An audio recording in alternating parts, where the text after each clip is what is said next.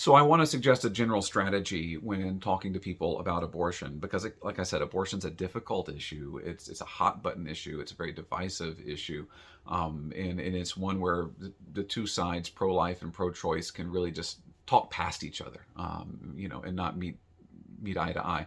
So I want to suggest when you're talking about abortion to do three things. Number one, listen with charity to the argument of the person who might be advocating for abortion. Um, Number two, listen specifically for any truth in their argument that can be affirmed, and then don't be afraid to affirm that. And then number three, relate what they're saying back to the truth, that abortion is the killing of a child in the womb, and is what they're saying really justification for that. And I'll give an example of what I mean. Like, one of the most common pro-choice slogans out there is "My body, my choice." Okay, so when someone says "My body, my choice," instead of just firing off some other soundbite, in reply and not really accomplishing anything, let's listen. What are they trying to say? What are they really saying when they say "My body, my choice"? That's an assertion of bodily autonomy.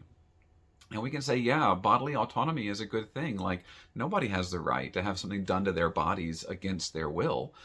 That's why, sexual assault is so bad. That's why rape is so bad. That's why, physical assaults of any kind are so bad, because no one has the right to harm, to damage, to touch, to do anything to your body without your consent.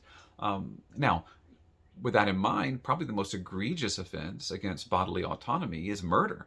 When someone actually robs you of your very life, that's a gross offense against bodily autonomy. It's a grave sin.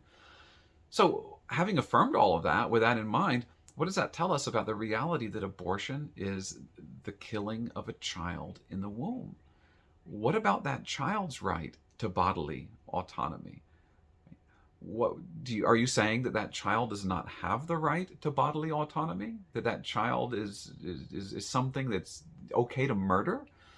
Well, if you are, well, then we need to explain that, right? You need to justify that decision somehow. But you can't justify that decision using bodily autonomy, because that child should have that same right, right? So, yes, you have the right to bodily autonomy. Yes, no one should be able to force you to, anything to happen to your body that is not, you're not consenting to. They can't assault you. They can't attack you.